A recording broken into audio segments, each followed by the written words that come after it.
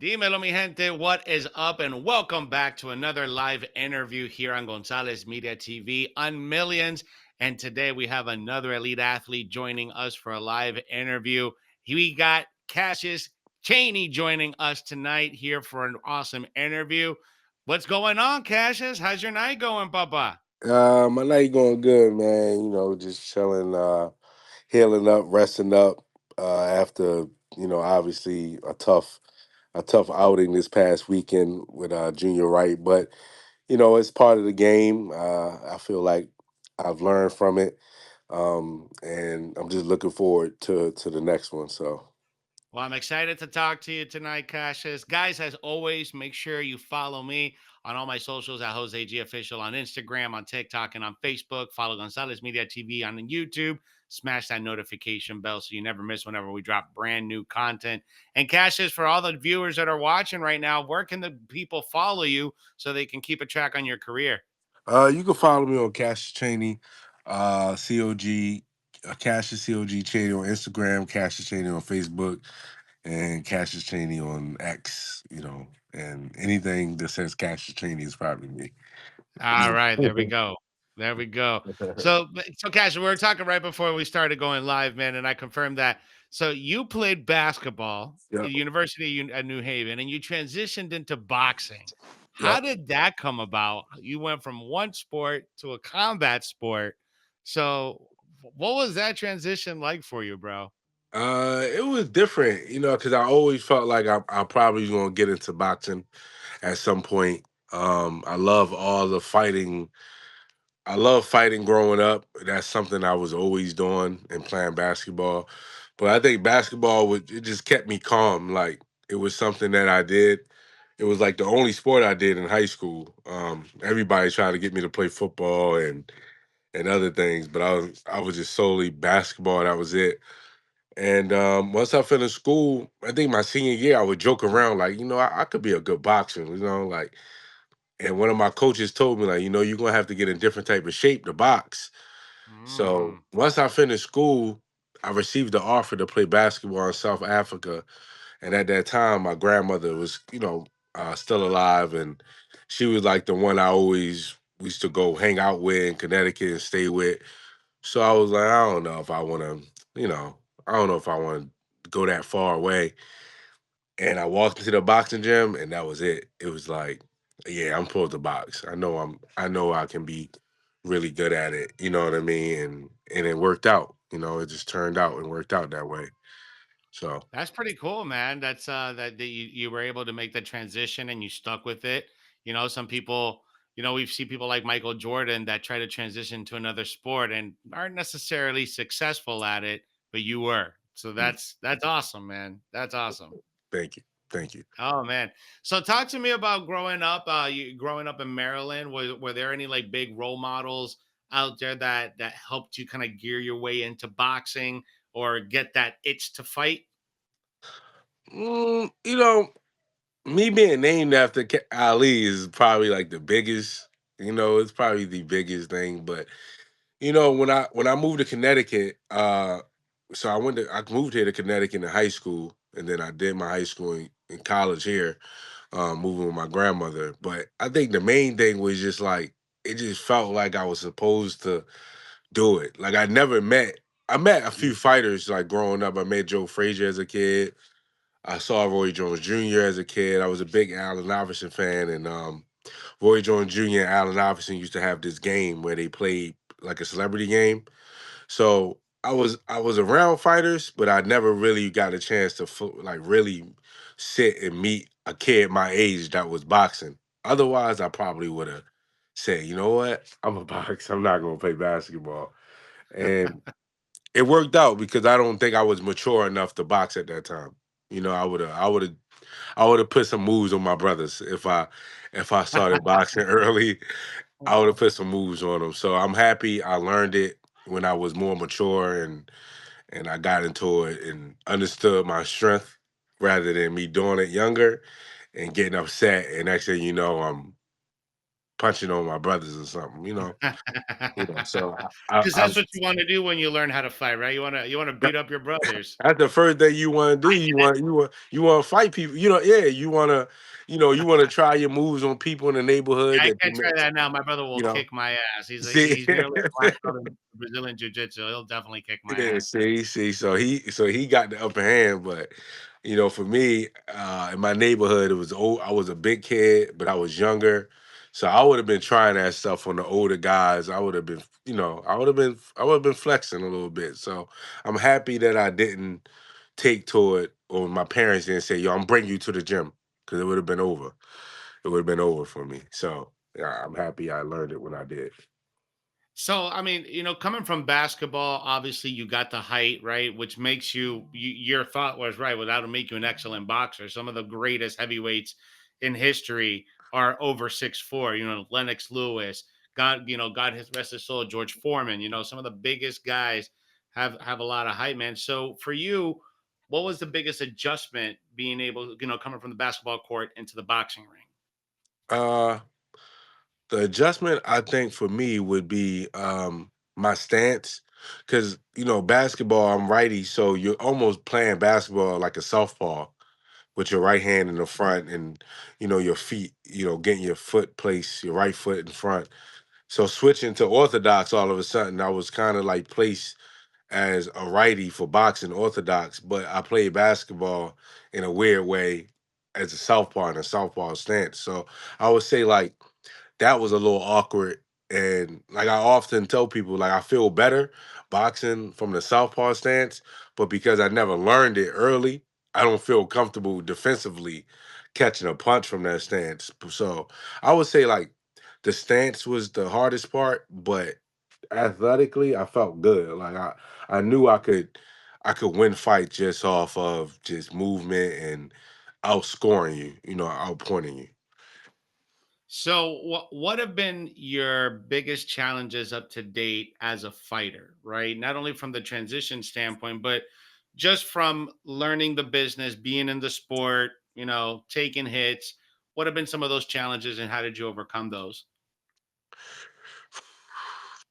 Boxing is a challenge in itself, man. Like, so that question is like a that's a good question, man. Like, it's the business of it is really, really difficult because you're dealing with different personalities. You're almost trying to, and you're like even now, I guess for my division, I'm like clay, right? Like you still trying to mold a heavyweight because at the heavyweight division, you only need 2 or 3 fights, and next thing you know, you can be set forever. You know what I mean? Like it's a little bit different, and then you're always trying to figure out what worked for you, what don't work for you, what type of people work for you, what don't work.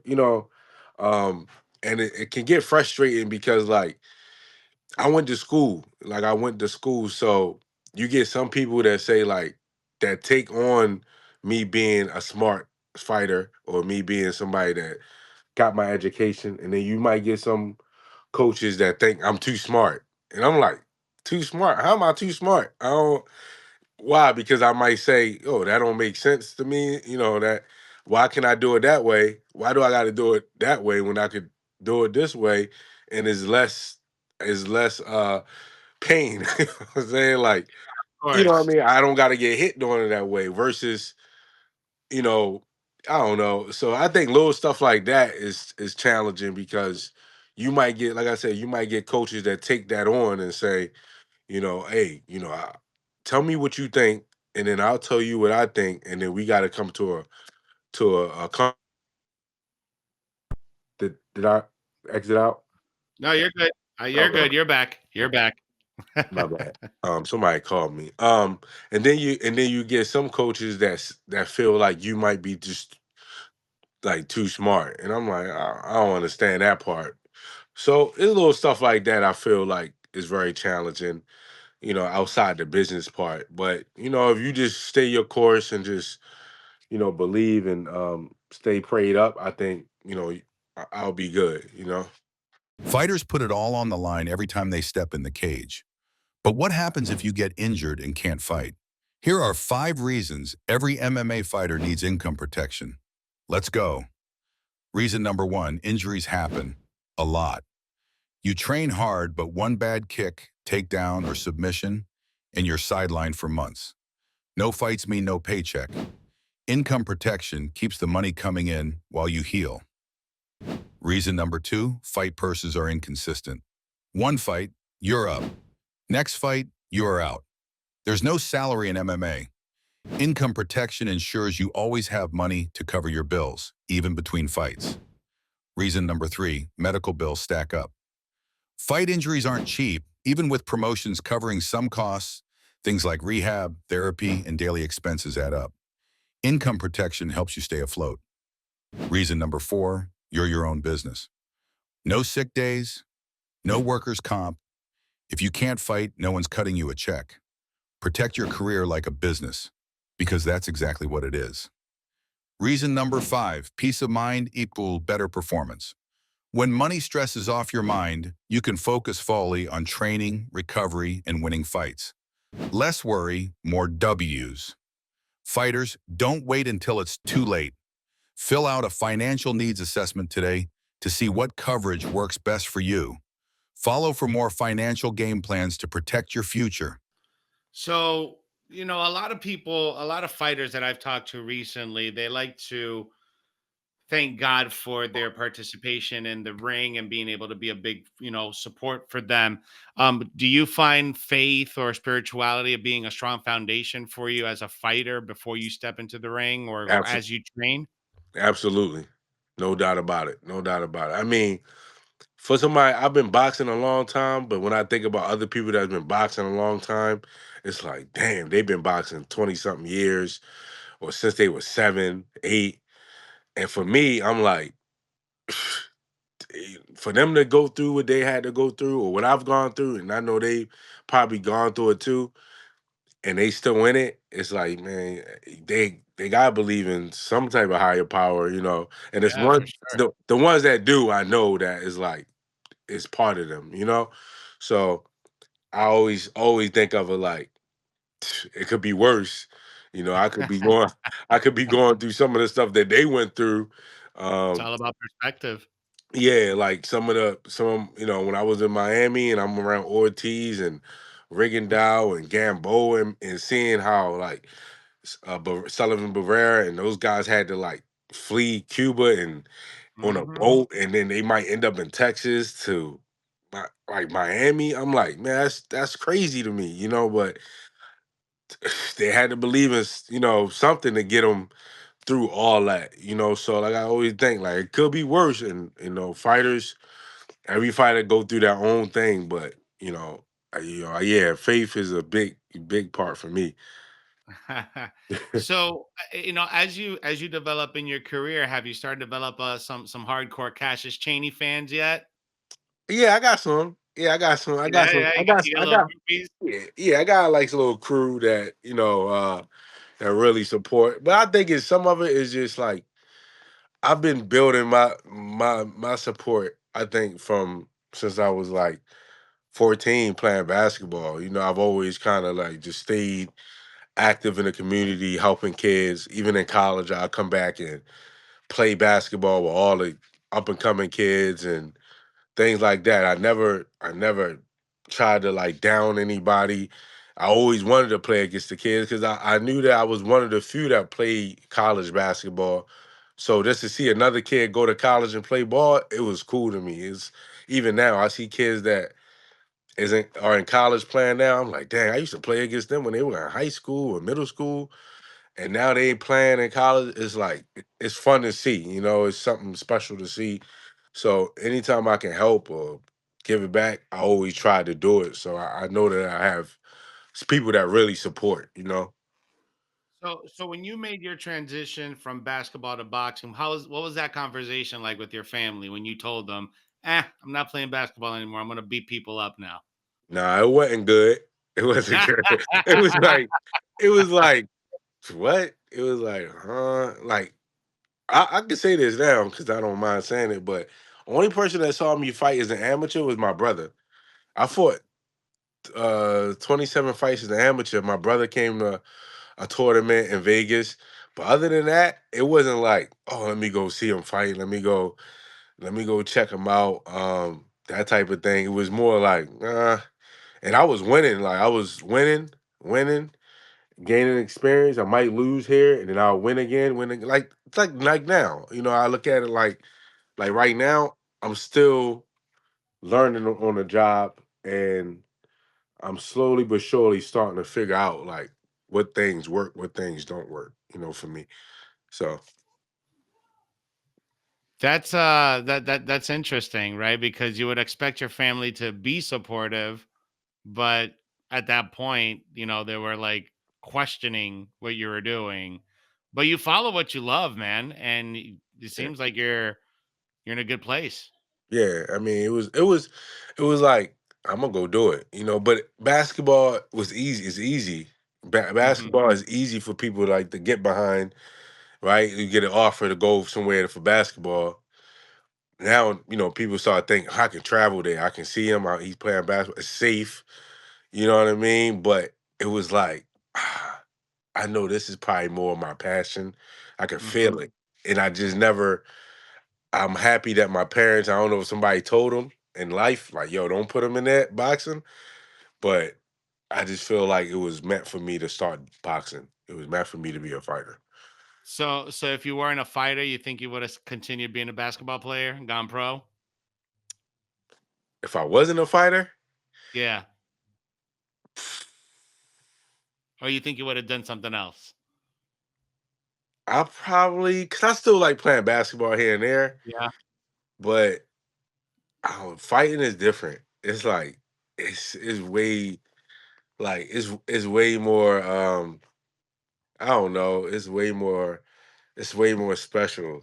Because you could bring people along that never experienced it and know that, you know, you win one with people that never experienced it, you did it. You brought some people along that never probably would have been in that situation in that moment, and it feels good. With basketball, when you go somewhere, that's your team. You ain't bringing a bunch of like people ain't experiencing besides your teammates and your coaches what you may be feeling. But with boxing, I can go get a Joe Smo off the street, fight a cab driver, and forever that show off the street can say, "Hey, I worked this corner and I did it." That it feel good because you don't need a license. I just got to say, this is my trainer. I never worked with him, but it feel good to kind of like, even though you shouldn't do that, but it feel good to have that like feeling that hey, I could bring somebody along that nobody knows, and next thing you know, he's somebody that everybody knows. So, So now that you've had some years under your belt and you've had some experience and some guidance of your own, what words would you offer to, the newbies that are getting to the sport, are, that are thinking about it or transitioning from one sport to another? What guidance or what advice you have for them? take your time. If you're transitioning from one sport and you're starting late, like I did, I would say the best thing would be do the amateurs, get at least 3 years as an amateur, experience going to spar, going different places to spar, get that experience. Different camps provide different types of insights. Um, and I would say, like, for people that's coming through, I would say, build your team and make sure that if you don't have a blood family member on your team, have somebody that's close to you. So you trust their opinions and they trust yours. That's important. I don't think it's good to do it by yourself. It's very hard to do it and survive. I was lucky, but it's hard to do it by yourself, go through this whole boxing world and not be taken advantage of. So you have to be able to have people that you can trust. Sounds like solid advice, man. I really appreciate you, Cassius. Yeah, Thank no you for problem. coming on with me and Thank you. talking with me here Thank for a you. little bit. Before we head out, man, plug in your socials one more time so that people can follow you and Um, plug in any events you got coming up. Cassius Cheney on Instagram, Cassius Chaney on Facebook, Cassius Chaney on X, and hopefully, I'll be fighting in June. Looking to bounce back. and I'm feeling good. I'm positive, so I'm ready to get back in there and push for being the next American heavyweight champion of the world. Let's go. Yes, I'll sir. be behind that 100%, Yeah, Cassius. Good thank you. luck to you, broski. Thank you. We'll Thank talk you. soon. We'll talk before your fight again. I appreciate you, man. Thank you for Thank you. coming on. Guys, as Thank you, man. always, make sure you follow me on all my socials, Jose G Official, on Instagram, TikTok, and on Facebook. Gonzalez Media TV. Subscribe to the channel. Smash that notification bell so you never miss whenever we are live. We appreciate you guys. Thank you so much. And we'll be back tomorrow with some more interviews here on Millions and on Gonzalez Media TV. Take care, guys. Have a good night. Thank you, man.